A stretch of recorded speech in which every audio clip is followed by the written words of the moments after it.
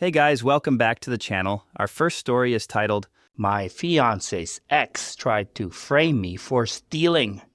I never thought I'd be sitting in a police interrogation room accused of a crime I didn't commit.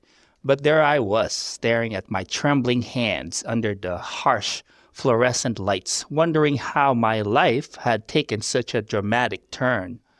My name is Sarah, and not long ago I was living what I thought was a pretty charmed life.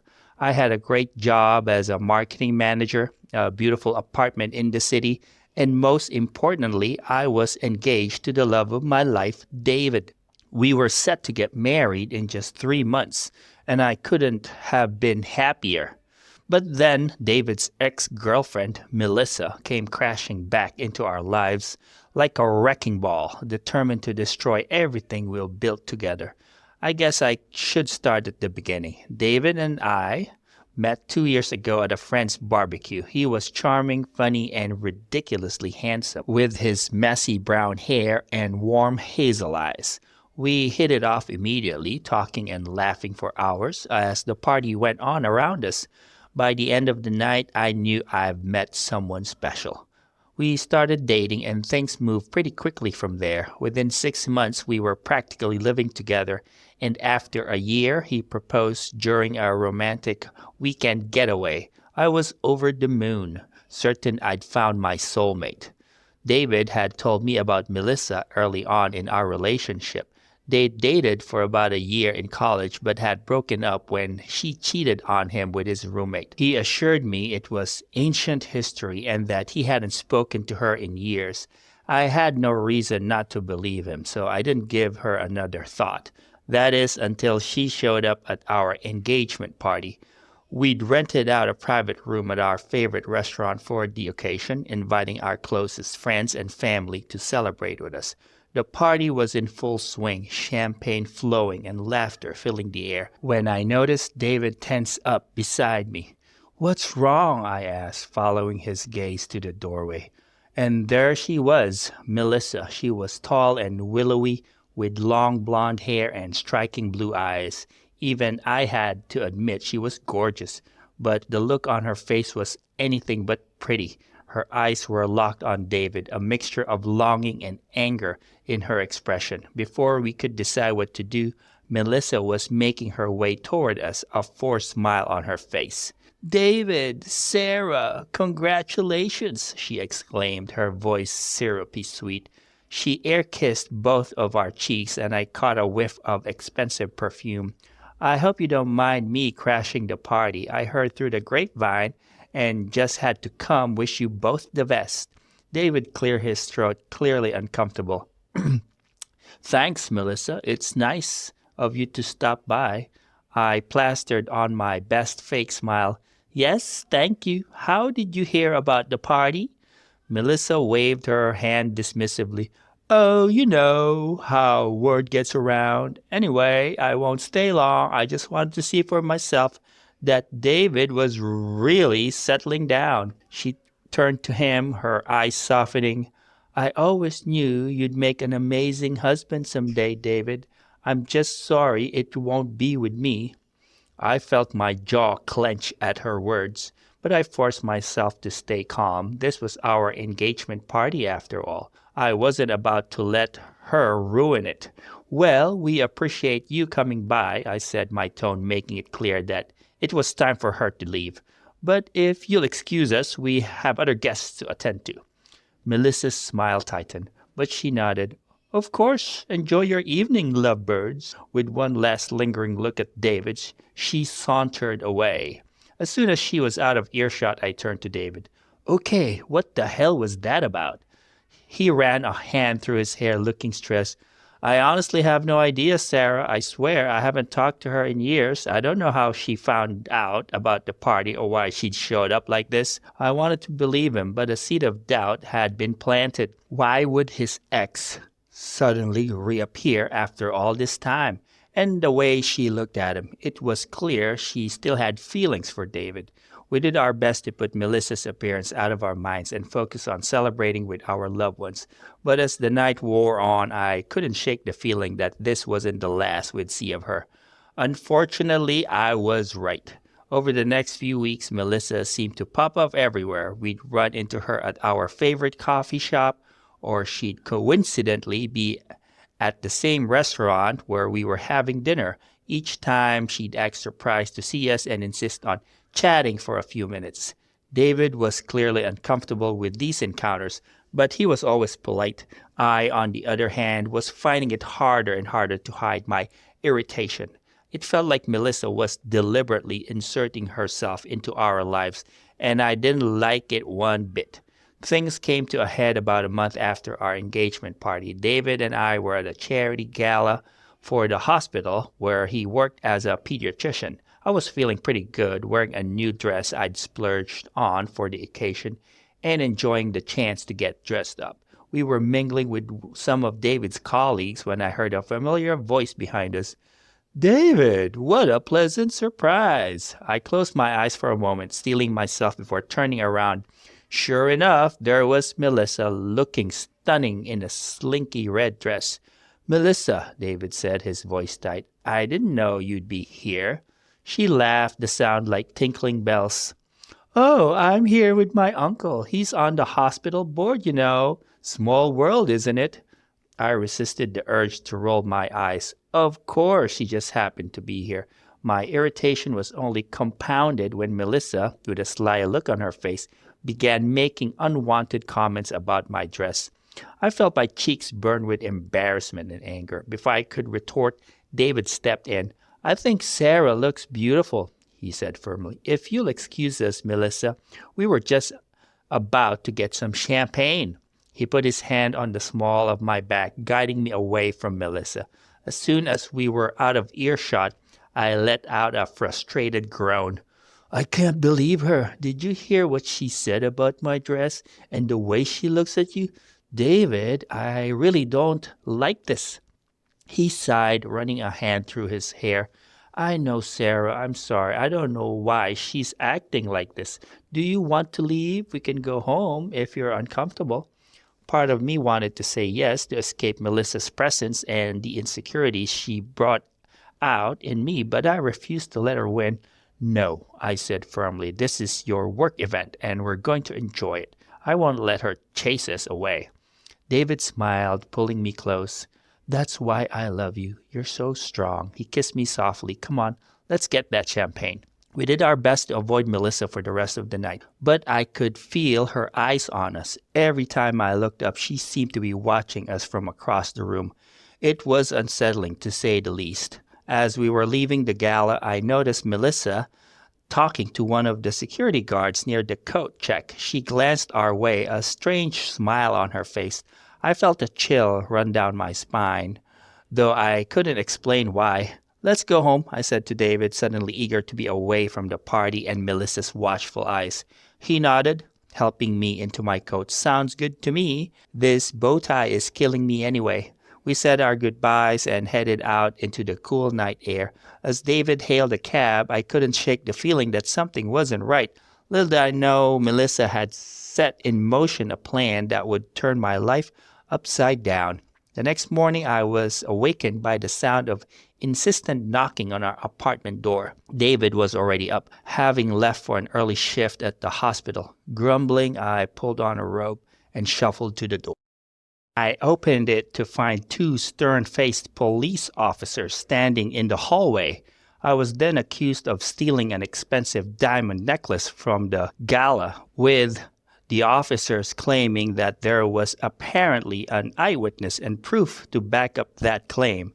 It was impossible, of course, but it was clear that the police officers were here to arrest me, not to listen to my story. "Can I at least call my fiancé or a lawyer?" Detective Johnson nodded curtly. "You can make your calls at the station. Please get dressed and come with us." In a daze, I got dressed and followed the detectives out to their waiting car. As we drove to the police station, my mind was racing. Who could have accused me of stealing? And then it hit me like a ton of bricks. Melissa. I remembered seeing her talking to a security guard just before we left. Had she somehow set me up? At the station, I was led to an interrogation room and left alone for what felt like hours. Finally, the detectives returned along with a woman I recognized as the event coordinator from the gala. Miss Thompson, Detective Johnson began, Miss Carter here has identified you as the person she saw taking the necklace from the auction table. Do you have anything to say about that? I stared at Miss Carter in disbelief. That's not true. I never took anything. There must be some mistake. Miss Carter shook her head. I'm sorry, but I'm certain it was you. I saw you pick up the necklace and slip it into your purse when you thought no one was looking.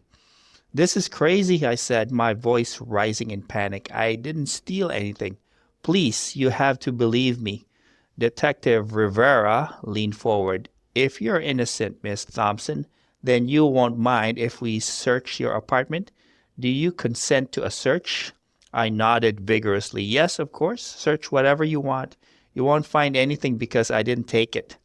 And a few hours later, there was a knock on the door. A uniformed police poked his head in. Detectives, we just got a call from the team searching Miss Thompson's apartment. You're going to want to hear this. My heart sank as the detectives stepped out of the room. What could they have possibly found? I hadn't taken the necklace, I was sure of it, but as the minutes ticked by, I found myself second-guessing everything.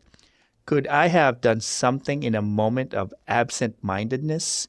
No, that was ridiculous. I would remember taking a $50,000 necklace. When the detectives returned, their faces were grim. Miss Thompson, Detective Johnson said, the search team found a diamond necklace matching the description of the stolen item hidden in your bedroom closet. Can you explain how it got there? I felt like I was going to be sick. That's impossible, I whispered. I swear to you, I didn't take that necklace. Someone must have planted it there.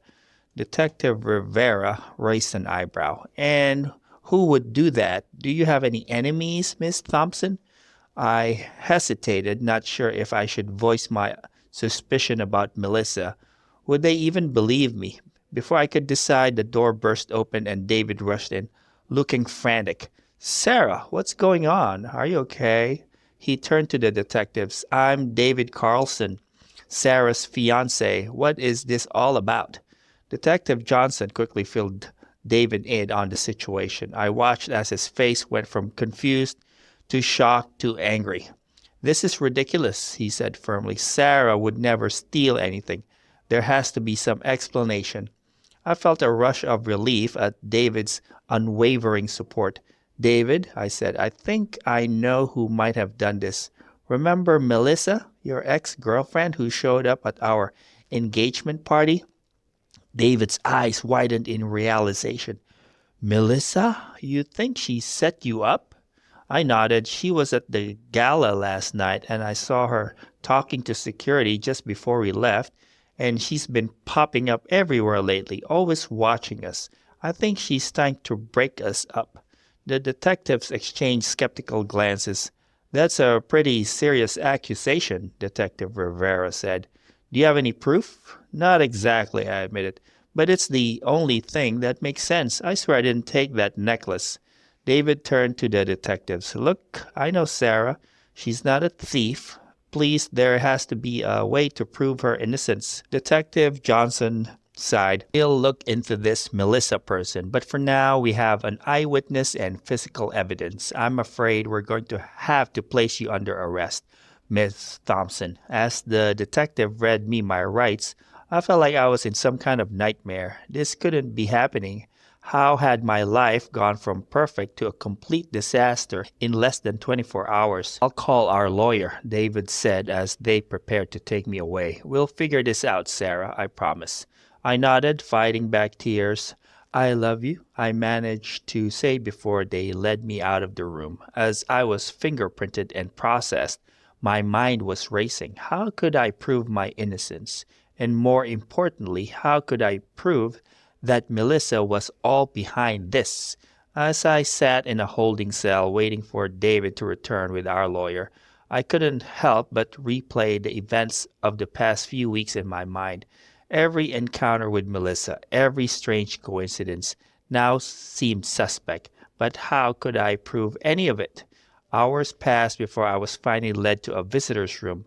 David was there, along with a sharp-looking woman in a crisp suit, who introduced herself as our attorney. She cleared her throat. I've reviewed the evidence against you, Sarah. I won't lie, it doesn't look good. The eyewitness testimony and the necklace found in your apartment are pretty damning. My heart sank, but she continued, however, I believe your theory about David's ex-girlfriend setting you up has merit. We just need to find proof. But how? I asked, feeling hopeless. It's my word against hers, and she's clearly thought this through. David squeezed my hand. We'll figure it out. I've been thinking. Remember how Melissa said she was at the gala with her uncle who's on the hospital board? I nodded, not sure where he was going with this. Well, I asked around at the hospital, David continued. Turns out Melissa doesn't have an uncle on the board. She lied about why she was there. A glimmer of hope sparked within me. So, we can prove she was lying about that at least. Our lawyer nodded, jotting notes. It's a start. It shows she had ulterior motives for being at the gala. Now we need to connect her to the actual theft. We spent the next hour brainstorming ideas and going over every detail of the night. As I was being led back to my cell, David promised he'd do everything in his power to clear my name. The next few days were a blur of interrogations, meetings with our attorney, and sleepless nights in the holding cell. I was eventually released on bail, but the damage to my reputation was already done. My face had been splashed across the local social media. I was put on indefinite leave from my job, and I could feel the judgmental stares of my neighbors whenever I left the apartment. Through it all, David was my rock. He never doubted my innocence for a second and spent every spare moment trying to uncover evidence to exonerate me. It was about a week after my arrest when we finally got our break. I was at home scrolling mindlessly through social media trying to distract myself from the mess my life had become. Suddenly, a notification popped up. A new post from Melissa. My finger hovered over the screen, debating whether I wanted to subject myself to whatever she might be saying. Curiosity won out, and I tapped to view the post. My jaw dropped. There on my screen was a selfie of Melissa wearing what exactly looked like the stolen necklace. With shaking hands, I called David to let him know. David rushed home, and we pored over the photo together. The more we looked, the more certain we became. It was definitely the same necklace. We immediately dialed for our attorney. Our lawyer was cautiously optimistic, but warned us not to get our hopes up too high. It's definitely suspicious, he said, but it's not conclusive proof. She could claim she bought a similar necklace or that photo is old. We need more. Frustrated but determined, we decided to do some sleuthing of our own. David reached out to some mutual friends from college who might still be in touch with Melissa while I dug deeper into her social media presence. As I scrolled through her Instagram, something caught my eye. In several recent photos, Melissa was wearing a distinctive gold bracelet with a heart charm. It looked familiar, but I couldn't place why. And then it hit me. I had seen that exact bracelet on the wrist of Miss Carter, the event coordinator who had accused me of stealing the necklace. David, I called out, I think I found a connection between Melissa and Miss Carter. We huddled over my phone, examining the photos. There was no doubt it was the same bracelet. This can't be a coincidence, David said. We need to tell our lawyer. She agreed that this was a significant lead. She immediately filed a motion to re-examine Miss Carter's testimony and investigate her potential connection to Melissa. The next few days were a whirlwind of activity. Our lawyer worked tirelessly, pushing for a thorough investigation into both Melissa and Miss Carter. Meanwhile, David and I continued our own detective work, reaching out to anyone who might have information about Melissa's recent activities. Our persistence paid off when one of David's old college friends came through with a bombshell. He had run into Melissa at a bar a few weeks before the gala, and she had drunkenly ranted about how David had made a huge mistake leaving her and how she was going to Make that little homewrecker pay. Armed with this new information, our lawyer was able to convince the detectives to take a closer look at Melissa. They obtained a warrant to search her apartment and social media accounts. What they found was damning. Hidden in Melissa's closet was a shoebox containing the missing necklace, along with a detailed plan outlining how she would frame me for the theft. Her phone revealed text messages to Miss Carter, promising her a cut of the insurance money if she went along with the plan, and identified me as the thief. I never forget the day our lawyer called with the news that all charges against me were being dropped. Melissa and Miss Carter had both been arrested and were facing multiple charges, including theft, fraud, and conspiracy. As the truth came out, my name was cleared. My job offered me my position back with a formal apology, and the local murmurs quieted down. In the aftermath of it all, David and I decided to postpone our wedding for a few months. We needed more time to heal from the stress and trauma of the whole ordeal. But if anything, the experience had made our relationship stronger. David had stood by me without question, fighting tirelessly to prove my innocence. And as for Melissa, last we heard, she was serving her sentence and undergoing mandatory counseling. Part of me hoped she would get the help she clearly needed and eventually find peace. But mostly I was just grateful. Grateful for David, for our love, and for the happy ending we had fought so hard to achieve. Our story may have taken an unexpected and terrifying turn, but in the end, it had led us exactly where we were meant to be, together. Here are my thoughts about this story. So, let's talk about this Melissa chick for a sec. I've seen some crazy ex-girlfriends in my time. Heck, this channel alone features way too many of those. But this girl takes the cake. Like who in their right mind concocts an entire heist just to frame their ex's new girl? That's some next level psycho stuff right there. Like you couldn't even rein in your longing for a taken man. Back off and stay off. You had your shot. And can we just take a moment to appreciate Sarah? This girl's got nerves of steel. I'm telling you, there she is, locked up in a cell, probably questioning her entire life, and she still manages to keep it together. If it were me, I'd be ugly crying and begging for my mama within the first 5 minutes. But not Sarah. Nah, she's out here playing detective, like she's the star of her own crime show. Now let's give it up for my man, David. Dude's a real MVP. In a world where people ghost you for forgetting to text back, this guy's sticking by his girl even when she's being accused of grand larceny. That's love, folks. When she said those vows about standing by her in good times and bad, he wasn't just spouting off some Hallmark card nonsense. He lived it. But you know who the real unsung hero of this story is? Social media. I mean, without Instagram, Sarah might still be wearing an orange jumpsuit instead of a white dress. It just goes to show sometimes oversharing isn't such a bad thing after all. So the next time your friend gives you grief for posting too many selfies, just tell them you're creating an alibi. It's not an addiction. It's just proactive legal defense. You never know when you might need it. And let's not forget about that lawyer. She was brilliant. I don't know what she charges per hour, but whatever it is, it ain't enough. You know what really gets me though? The fact that this whole thing started with a freaking necklace. Not even like a super fancy crown jewel situation. Just a regular run-of-the-mill charity auction necklace. It's like, Melissa, honey, if you're gonna risk jail time, at least make it for something worthwhile, you know? But I gotta say, as messed up as this whole situation was, there's something weirdly heartwarming about it. I mean, Sarah and David came out the other side stronger than ever. It's like they say, what doesn't kill you makes you stronger. Although in this case, it's more like what doesn't land you in federal prison makes you stronger. And you gotta give props to Sarah for not holding a grudge. I mean, she's out here hoping Melissa gets the help she needs. Me?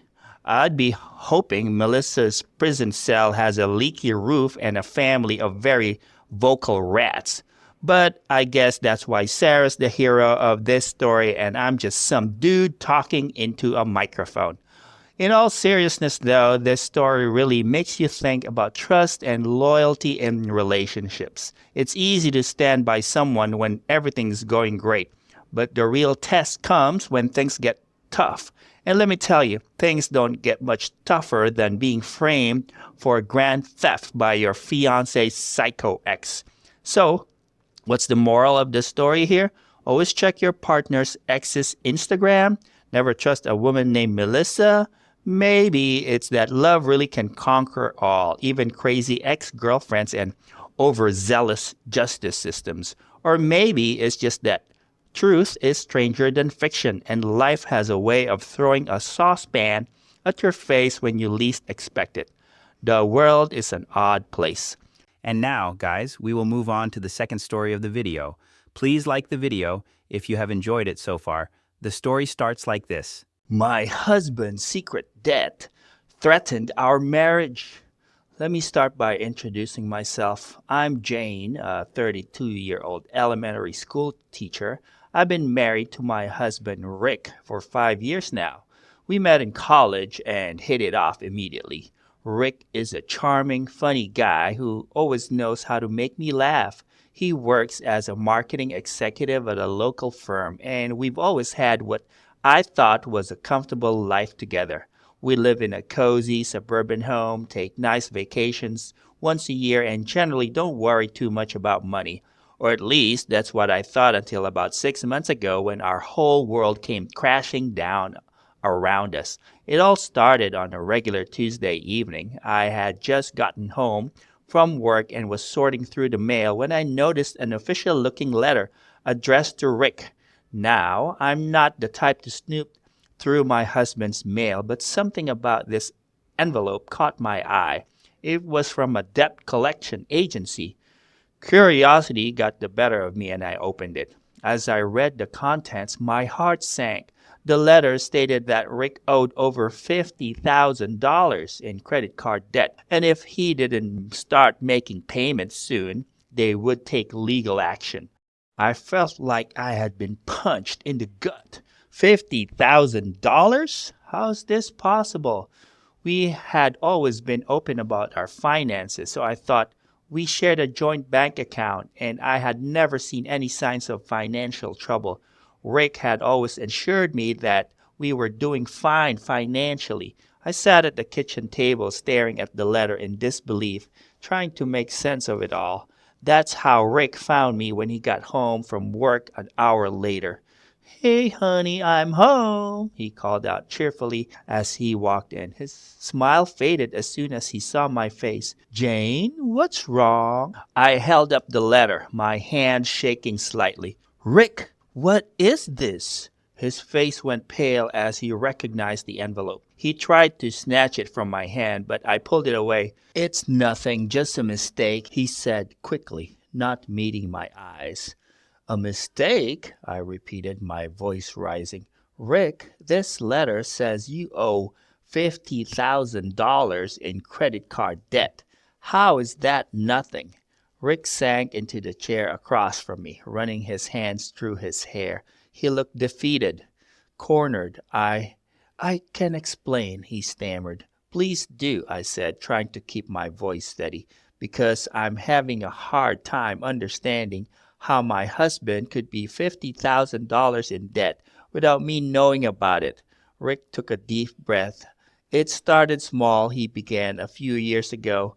I made some bad investments. I thought I could make some quick money in the stock market, but things went south. I didn't want to worry you, so I put the losses on a credit card. I listened in stunned silence as Rick continued his confession. He explained how one bad decision led to another. He tried to recoup his losses by investing more, borrowing from one card to pay off another, always believing that his luck will turn around. But it never did, he said, his voice breaking. And before I knew it, the debt had spiraled out of control. I kept thinking I could fix it on my own, and I'd find a way to pay it all off before you ever found out. I felt a whirlwind of emotions. Anger, betrayal, fear. How could Rick have kept this from me for so long? How could he have made such reckless decisions without talking to me? Why didn't you tell me? I asked, my voice barely above a whisper. We're supposed to be partners, Rick. We're supposed to face things together. Rick looked at me, his eyes filled with regret. I was ashamed, he admitted. I felt like a failure. I didn't want to see me that way. I thought I could handle it on my own. As the reality of our situation sank in, I felt a wave of panic. What are we going to do? I asked. How are we going to pay this off? Rick shook his head. I don't know, he said quietly. I've been trying to figure that out for months. We spent the rest of the evening going through all of Rick's financial documents. As we dug deeper, the situation only seemed to get worse. There were multiple maxed out credit cards, overdue bills, and even a personal loan I had known nothing about. By the time we finished, it was past midnight and we were both exhausted. The total debt was even higher than the letter had indicated, closer to $70,000 when everything was added up. I went to bed that night with my head spinning. How had we gone from what I thought was financial stability to the brink of financial ruin? And more importantly, how could I trust Rick after he had hidden something so huge from me for so long? The next few weeks were tense, to say the least. Rick and I both took time off work to deal with the financial mess. We spent hours on the phone with creditors trying to negotiate payment plans and lower interest rates. We met with a financial advisor who helped us create a budget and debt repayment plan. The process was grueling and often disheartening. We had to make some drastic changes to our lifestyle. No more eating out, no more shopping for non-essentials, and our annual vacation plans were indefinitely postponed. We even had to reconsider selling our house to pay off a chunk of the debt. But as difficult as the financial aspect was, the emotional toll was even harder. I found myself constantly questioning everything Rick told me. Had he lied about other things? Could I trust him with anything anymore? One evening, about a month after the initial discovery, things came to a head. We had just finished another long session of budgeting and bill paying, and I was feeling particularly overwhelmed. I exploded, not understanding why he'd kept such a big thing from me. We argued briefly before he quietly confided in me that he had been scared of losing me and that I might not have wanted this marriage anymore. His words hit me hard. Despite my anger and disappointment, I still loved Rick. The thought of leaving him had never even crossed my mind. Rick, I said, softening my tone, I'm your wife. We took vows, for better or for worse. Remember, I'm not going to leave you because of financial trouble, but I might leave if you keep lying to me. The conversation marked a turning point for us. It didn't magically fix everything, but it opened up a new level of honesty in our relationship. We started seeing a marriage counselor to work through our trust issues and improve our communication. Slowly but surely, we started making progress on our debt. We knew we had to attack this problem from all angles, so we came up with a comprehensive plan to increase our income and decrease our expenses. First, we tackled our living situation. Our house was more than we could afford now, so we made the difficult decision to sell it. We found a much smaller apartment in a less desirable part of town. It was a big adjustment going from a 3-bedroom house to a 1-bedroom apartment, but it significantly reduced our monthly expenses. Next, we looked at our transportation costs. We sold both of our cars, my relatively new SUV and Rick's sporty sedan. We replaced them with one used, fuel-efficient compact car. We started carpooling to work, which not only saved on gas, but also gave us more time to talk and reconnect during our commute. We scrutinized every aspect of our budget. We canceled all our subscriptions. Goodbye Netflix, Hulu, and Amazon Prime. We switched to a cheaper cell phone plan and cut our cable, relying on an antenna for basic channels and free streaming services for entertainment. Our grocery bill was next on the chopping block. We learned to meal prep, buying ingredients in bulk and cooking large batches of food on Sundays to last the whole week. We started growing some of our own vegetables in containers on our small apartment balcony. It wasn't much, but every little bit helped. We also had to get creative with increasing our income. I picked up tutoring gigs after school and on weekends. It was exhausting, but the extra money went straight to our debt repayment. Rick started freelancing in his spare time, taking on marketing projects for small businesses. One of our more successful ventures was selling stuff online. We went through every possession we owned, selling everything we didn't absolutely need. Old clothes, books, electronics. If we hadn't used it in the past year, it went up for sale. We became experts at taking flattering photos and writing compelling listings. We also looked into debt consolidation options. After researching and consulting with our financial advisor, we were able to consolidate some of our high-interest credit card debt into a personal loan with a lower interest rate.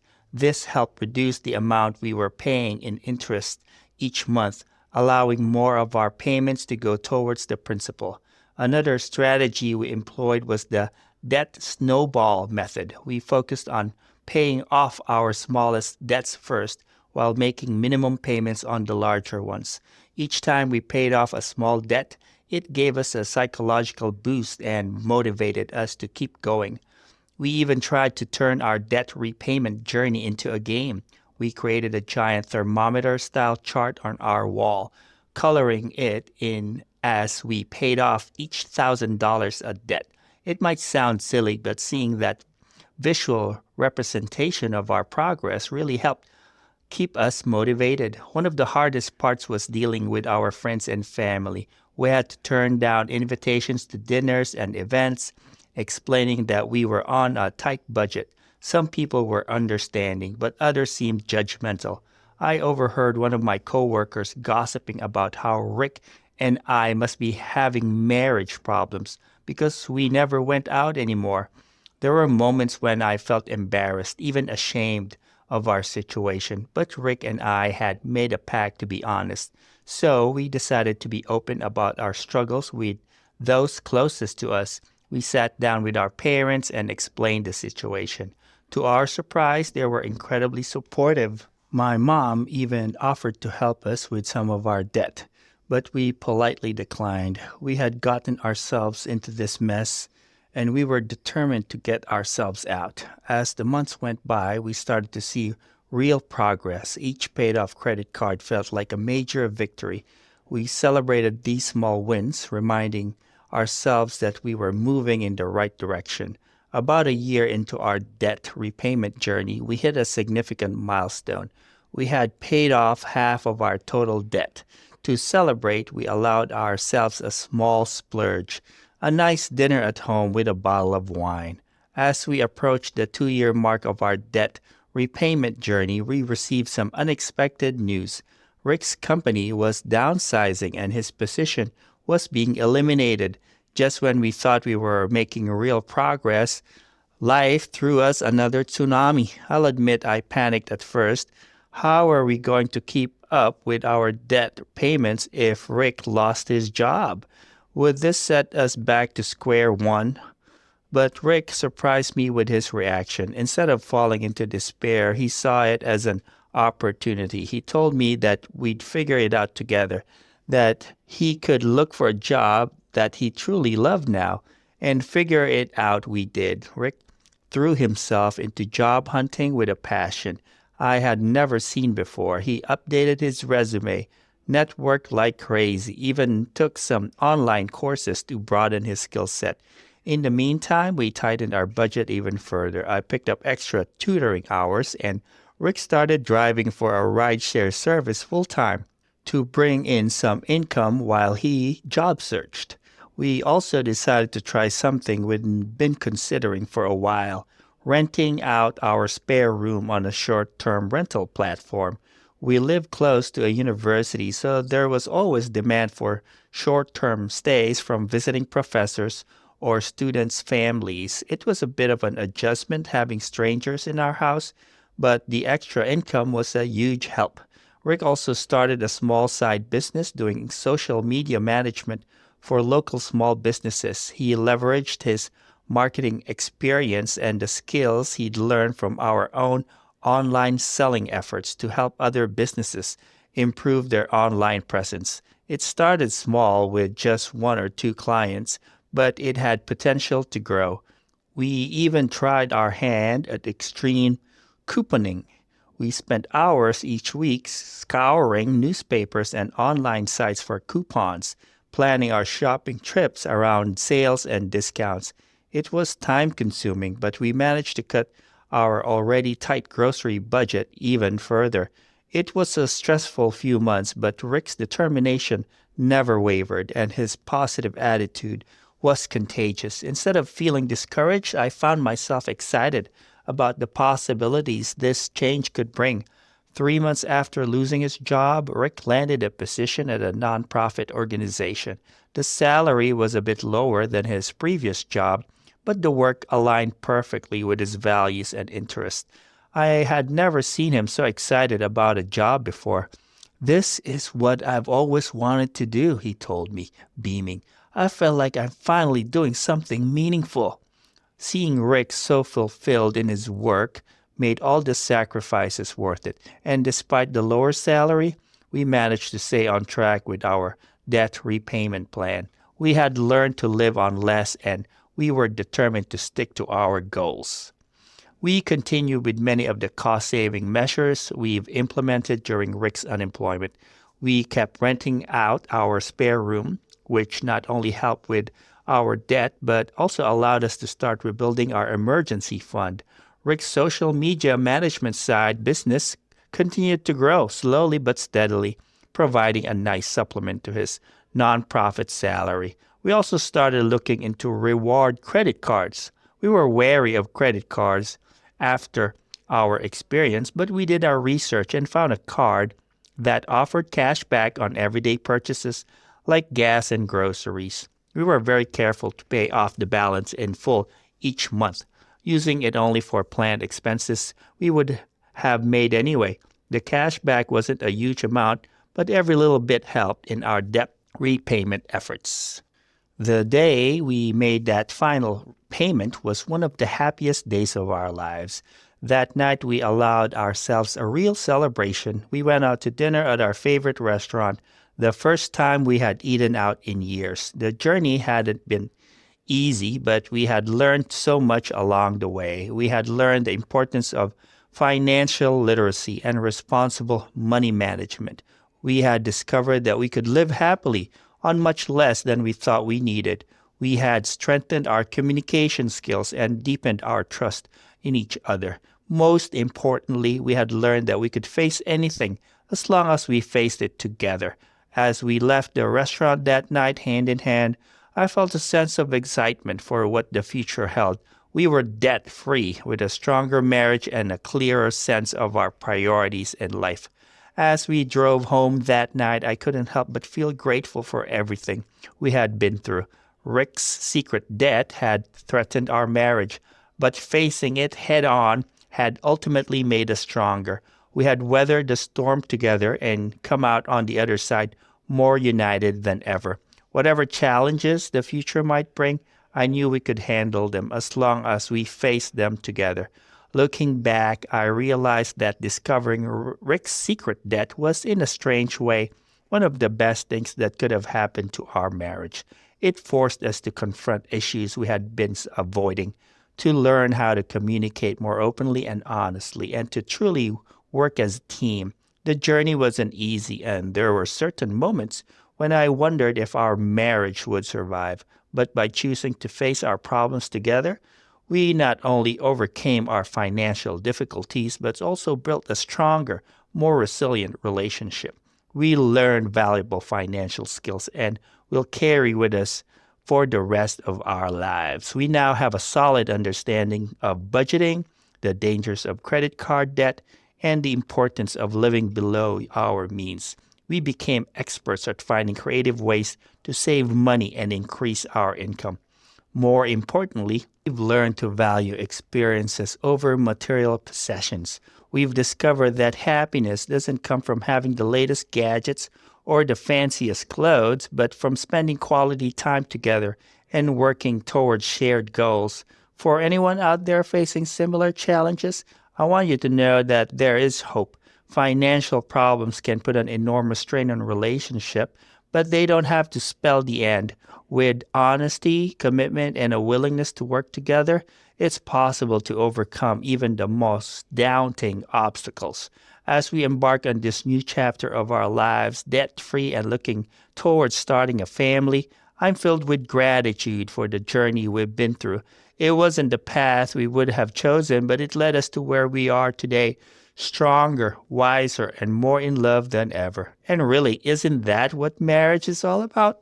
Facing life's challenges together, supporting each other through the tough times, and coming out stronger on the other side.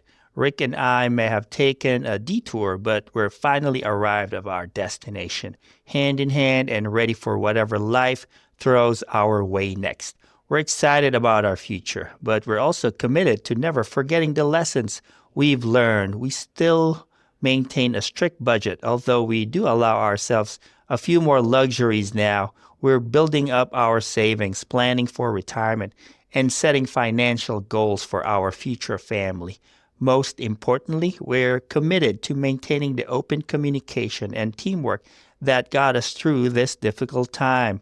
We have regular financial check-ins where we discuss our budget, our goals, and any concerns we might have. If there's one thing I want people to take away from our story, it's this. No matter how dire your financial situation might seem, there's always a way out if you're willing to work for it.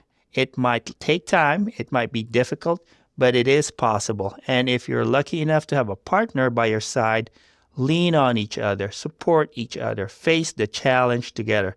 Because in the end, it's not about the money, it's about the bond you forge when you face adversity together. It's about the strength you discovered in yourself and in your relationship. It's about emerging from a crisis, not just financially stable, but emotionally stronger and more united than ever before. That's the true value of our journey, and it's worth more than any amount of money in the world. Here are my thoughts about the story. I gotta say, when I first started reading Jane's account of her husband's secret debt, I was ready to grab my pitchfork and join the dump his ass brigade. I mean, $70,000 in hidden debt? That's a whole iceberg of deceit. I've seen divorces get initiated for far, far less. But as I kept reading, I found myself reluctantly putting down my pitchfork and picking up a box of tissues instead. Don't get me wrong, what Rick did was still majorly messed up. Hiding that kind of financial bomb from your spouse is a betrayal of trust that could easily nuke a marriage. But the way Jane and Rick tackled his problem head on, that's some serious relationship goals right there. There's a trust there that I'm not sure is entirely warranted, considering everything. Like, don't get me wrong, I'm happy for Jane and Rick having such stable trust in their relationship.